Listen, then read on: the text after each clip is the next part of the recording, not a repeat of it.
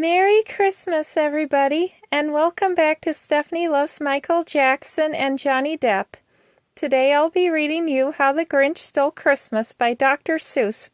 I read this book when I was in 6th grade, and I hope you enjoy this video as much as I am about to read it to you.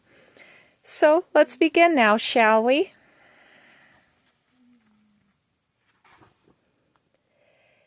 Every Who down in Whoville liked Christmas a lot. But the Grinch who lived just north of Whoville did not. The Grinch hated Christmas the whole Christmas season. Now please don't ask why, no one quite knows the reason. It could be his head wasn't screwed on just right. It could be perhaps that his shoes were too tight. But I think that the most likely reason of all may have been that his heart was 2 sizes too small. But whatever the reason, his heart or his shoes, he stood there on Christmas Eve, hating the Whos, staring down from his cave with a sour, grinchy frown at the warm lighted windows below in their town, for he knew every Who down in Whoville beneath was busy now hanging a mistletoe wreath. "And they're hanging their stockings," he snarled with a sneer. "Tomorrow is Christmas. It's practically here." Then he growled with his Grinch fingers nervously drumming, "I must find some way to stop Christmas from coming." For tomorrow, he knew,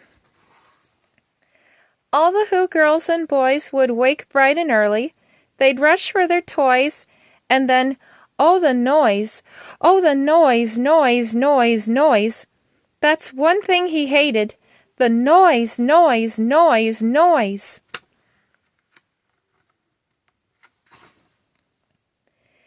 Then the Whos, young and old, would sit down to a feast, and they'd feast, and they'd feast, and they'd feast, feast, feast, feast. They would feast on Who pudding and rare Who roast beast, which was something the Grinch couldn't stand in the least.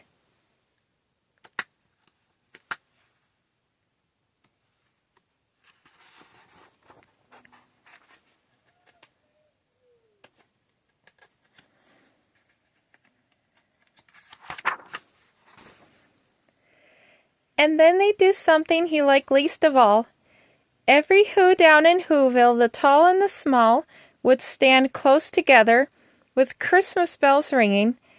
They'd stand hand in hand, and the Whos would start singing. They'd sing, and they'd sing, and they'd sing, sing, sing, sing. And the more the Grinch thought of this Who Christmas sing, the more the Grinch thought, "I must stop this whole thing. Why, for 53 years I've put up with it now. I must stop this Christmas from coming. But how?" Then he got an idea, an awful idea. The Grinch got a wonderful, awful idea. "I know just what to do," the Grinch laughed in his throat. And he made a quick Santa Claus hat and a coat, and he chuckled and clucked, "What a great Grinchy trick! With this coat and this hat, I look just like Saint Nick. All I need is a reindeer." The Grinch looked around, but since reindeer are rather scarce, there was none to be found. Did that stop the old Grinch? No.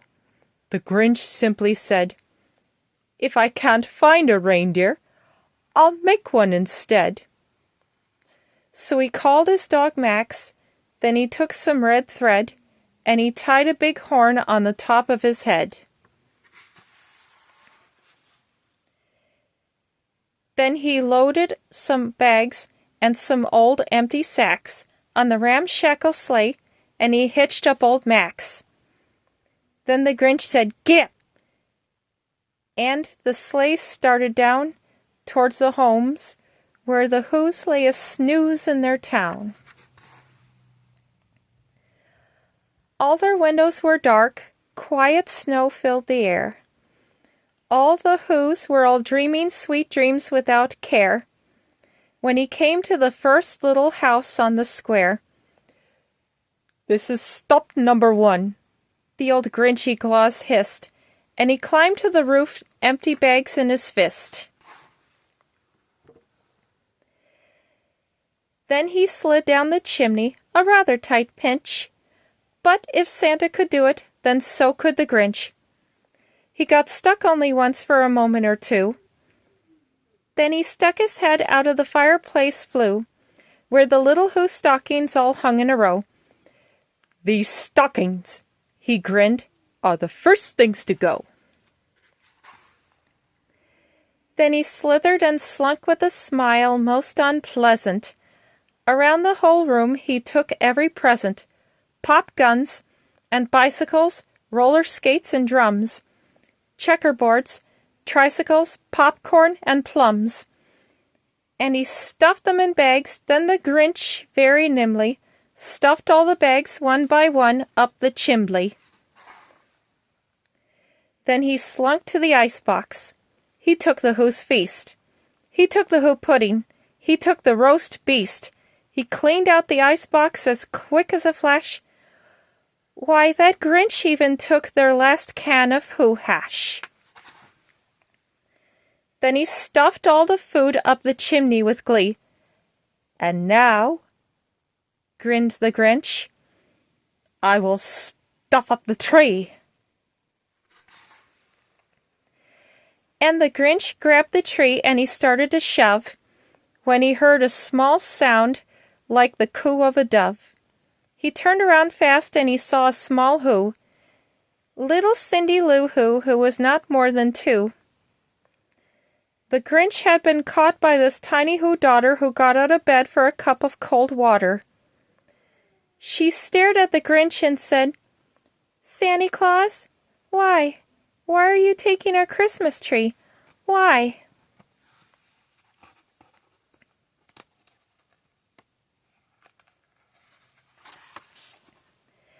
But you know, that old Grinch was so smart and so slick. He thought up a lie, and he thought it up quick. "Why, my sweet little tot," the fake Santa Claus lied, "there's a light on this tree that won't light on one side. So I'm taking it home to my workshop, my dear. I'll fix it up there, then I'll bring it back here." And his fib fooled the child. Then he patted her head, and he got her a drink, and he sent her to bed. And when Cindy Lou Who went to bed with her cup, he went to the chimney and stuffed the tree up. Then the last thing he took was the log for their fire. Then he went up the chimney himself, that old liar. On their walls he left nothing but hooks and some wire. And the one speck of food that he left in the house was a crumb that was much too small for a mouse. Then he did the same thing to the other Who's houses, leaving crumbs much too small for the other Who's mouses. It was 1/4 dawn, all the Who's still abed, all the Who's still a snooze, when he packed up his sleigh, packed it up with their presents, the ribbons, the wrappings, the tags, and the tinsel, the trimmings, the trappings.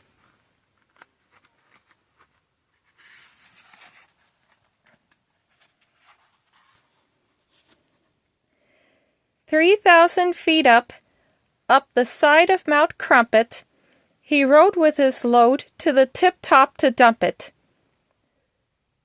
Boo-boo to the Who's," he was Grinchishly humming. "They're finding out now that no Christmas is coming. They're waking up, I know just what they'll do. Their mouths will hang open for a minute or two. Then the Who's down in Whoville will all cry, boo-hoo." "That's a noise," grinned the Grinch, "that I simply must hear." So he paused, and the Grinch put his hand to his ear. And he did hear a sound rising over the snow, It started in low, then it started to grow.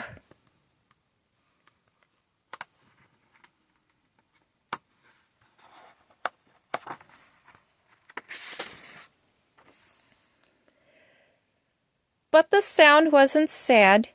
Why, the sound sounded merry. It couldn't be so, but it was merry, very. He stared down at Whoville. The Grinch popped his eyes. Then he shook. What he saw was a shocking surprise.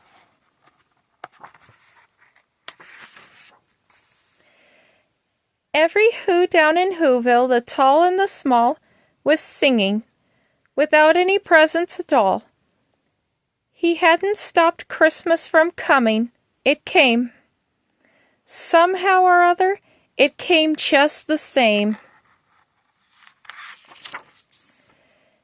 And the Grinch, with his Grinch feet ice cold in the snow, stood puzzling and puzzling. How could it be so? It came without ribbons. It came without tags. It came without packages, boxes, or bags. Then he puzzled 3 hours till his puzzler was sore. Then the Grinch thought of something he hadn't before. Maybe Christmas, he thought, doesn't come from a store. Maybe Christmas, perhaps, means a little bit more.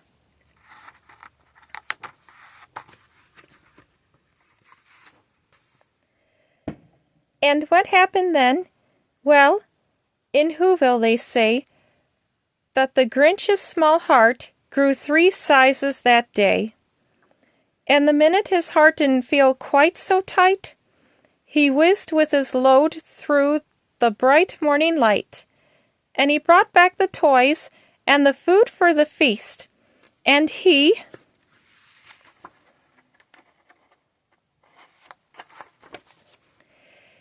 himself, the Grinch, carved the roast beast.